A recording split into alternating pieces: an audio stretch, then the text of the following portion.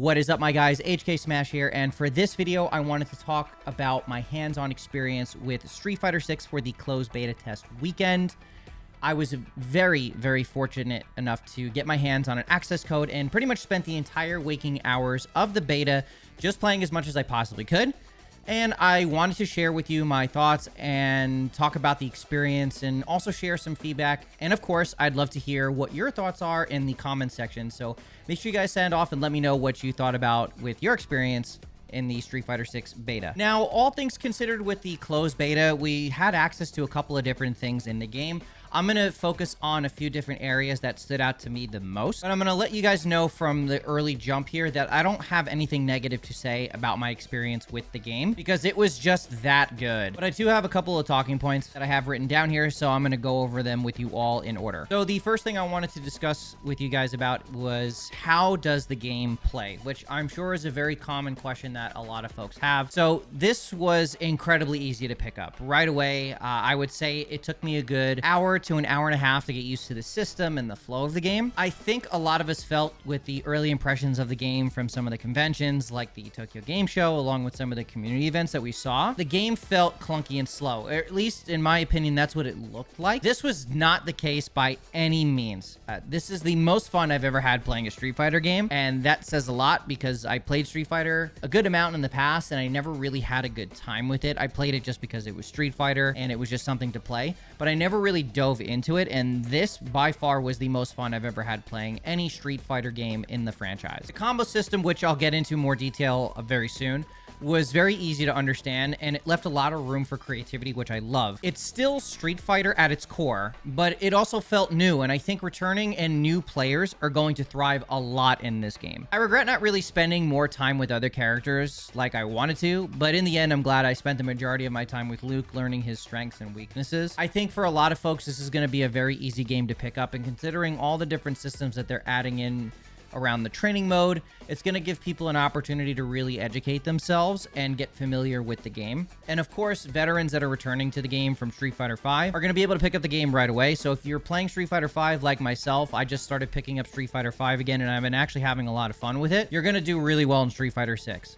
There are a couple of things that are different in Street Fighter 6 compared to Street Fighter 5, but if your character is from Street Fighter 5 is in Street Fighter 6, a lot of those moves do carry over. There are a lot of nuances and some new things that you'll have to kind of pick up. So like, for example, I really focused on using Luke's target combos in both Street Fighter 5 and Street Fighter 6. However, in Street Fighter 6, a lot of his target combos allow you to cancel into specials, which I absolutely love. And this was really welcoming for me, especially coming from a game like Killer Instinct, where I was so used to doing combos, canceling into specials.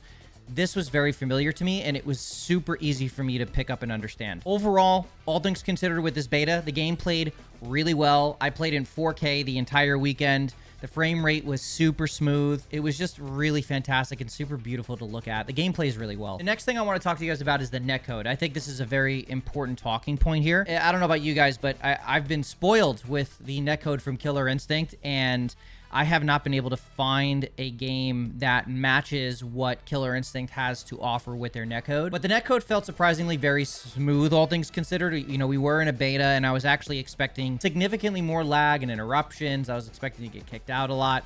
That didn't happen very often. I think maybe 3 or 4 times over the course of the 2 to 3 day weekend of playing the game, I got kicked out of the servers or got kicked out of a match, or seeing people get dropped out of matches. And getting right back into it was really, really fast. So all things considered, the game held up very, very well in matches. And even with people who had relatively poor connections, we were still able to play at a pretty high level. But yeah, can't really recall any bad matches with anyone. And this is a huge welcome for myself. Like I mentioned, super spoiled with the Killer Instinct netcode. And I think for anyone that had an opportunity to play Killer Instinct and understand that having a netcode that, you know, is rollback and kind of creates that environment where it's like you're sitting next to somebody that's playing, that's huge. That's really, really great. And in my opinion, Killer Instinct has the best netcode of any fighting game I have ever played. You know, however, I do think the netcode in Street Fighter 6 is going to do exactly what KI has done for the FGC, and I'm really looking forward to seeing, you know, how many online warriors are going to come out of Street Fighter 6 and actually come out on top. So this is going to be really, really cool to see. And super exciting for me because I don't have much time to go to events like I used to. You know, I have a full-time job. I have a lot of other responsibilities in my old age. So being able to play Street Fighter 6 at a high level from home without having to, you know, go to local events or go to training sessions or whatnot, as much as I will look to do those things in this game, I can depend on the netcode, and seeing how well it held up during the closed beta test weekend, I'm very optimistic of what we're going to see in potentially an open beta and obviously when the game releases. Now, I'm going to spend a little bit more time on this topic. I'm going to talk a little bit more about the drive system, and I'm going to talk about two different points of the drive system. I'm going to talk about drive impact and talk about drive rush as well. So I'm going to start with drive impact because this was a pretty hot topic that I saw some folks talking about on Twitter and on Reddit, and it was all specific to the drive impact system. Now, first off, I think the drive system is really, really cool. This added offensive and defensive resource is going to make for some really hype moments, and I simply love the art design. It just looks so cool when, you know, two people are hitting drive impact at the same time, and it creates that slowdown. That is just really, really hype, and just creates a really fun environment and really exciting environment to play in. And I was able to adapt to the drive impact pretty quickly. It didn't take me very long to, you know, activate. It kind of felt familiar, like I was activating instinct, and, you know, just pressing those two buttons to do a drive impact. It was pretty easy. I think a lot of folks were really upset with, you know, how some folks were kind of abusing the drive impact. I did notice that some people were really abusing the hell out of it at like really random distances, especially in like the neutral game. Like I would find myself getting caught in very strange situations. Like I would be jumping in and then somebody would be hitting a drive impact and I would get caught. I would try to play footsies a little bit, and then all of a sudden I would get caught from a pretty long distance. But it's really not that bad, in all honesty. I think once you start to read your opponents, it's pretty telegraphed, so you can neutral jump it or even just challenge it.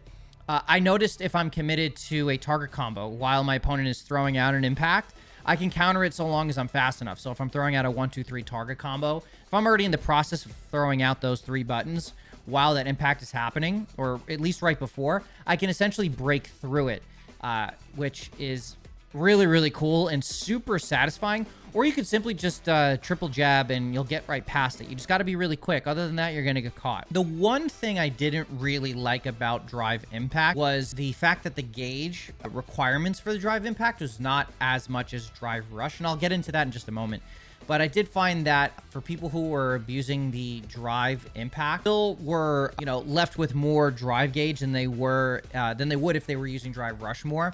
I would like to see them kind of reverse that a little bit. So hopefully maybe in the future we'll get a drive impact nerf, or at least a nerf on gauge usage. That was honestly my only gripe with it. So now I'm going to talk to you guys about drive rush, and I got to tell you, drive rush is super insane. I thought it was going to be really hard to add in like a double tap during certain moves to rush forward, but it's actually much easier and it flows very well with certain combos. There was some discovery that needed to happen and understanding the timing of when to press buttons and then double tap on the joystick to get it to happen. And obviously you can hold down parry and double tap forward to just do it manually, which it has its uses. This took me a little bit of time to adjust, and I didn't really use it much until maybe midway through, I would say day 2. But once I discovered what combos I do with it, I was all about it. It was so cool. Figuring out how to like juggle people with it, and, you know, throwing out all these different juggle combos and then rushing in and then keeping the juggle going. It was just so cool. I just don't like that the drive rush costs so much meter compared to the impact, considering the impact has way more offensive and defensive use cases and can essentially turn the tide of any match at any time. Whereas the drive rush is mainly used to extend your combos by maybe a few hits or so, but you suffer significant scaling when doing that. So I feel like the drive rush should use less meter compared to the drive impact. So if there's one piece of feedback for Capcom, I'd like to see you guys maybe just change the drive rush and the drive impact meter use. All right, so the last point I want to talk to you guys about is the Battle Hub. And I have nothing negative to say about this experience. In fact, it was actually quite hilarious to have a social sandbox to play in with other people. You talk some shit, you can communicate with other people, ask if you have your friends in there, you can literally just talk to them in like a general chat. It was so cool. It kind of felt like I was playing World of Warcraft or Phantasy Star. It kind of felt more like Phantasy Star, honestly, with, you know, how the place was set up. But All in all, the experience was really fun. Just being in a room full of people, walking up to the arcade cabinets, you can hear the buttons being mashed, and you know, it's a real social environment. I think that's going to be really, really cool when it comes to, you know, just the social aspect of playing fighting games. I don't think we've ever had a social environment where people can just kind of all be tossed into a room and be able to talk shit to one another. I think that's really, really cool. The one thing I didn't like about it and this is more of a personal problem, was because I was playing on an arcade stick. It was not a lot of fun to run around. Moving the cameras around requires you to hit a sequence of buttons, and it was kind of cumbersome. So if there's any feedback I do have for the Battle Hub, is just for folks that are on an arcade stick or on a hitbox. It's kind of tough to navigate and move your character around. So I did find myself moving over to my mouse and keyboard because I'm on PC. And I would run around the Battle Hub. Didn't have any problems navigating when I was on mouse and keyboard. And then I would switch over to my arcade stick when I was ready to fight, whether it was a ranked match or a casual match, or if I sat down on a cabinet, I was good to go.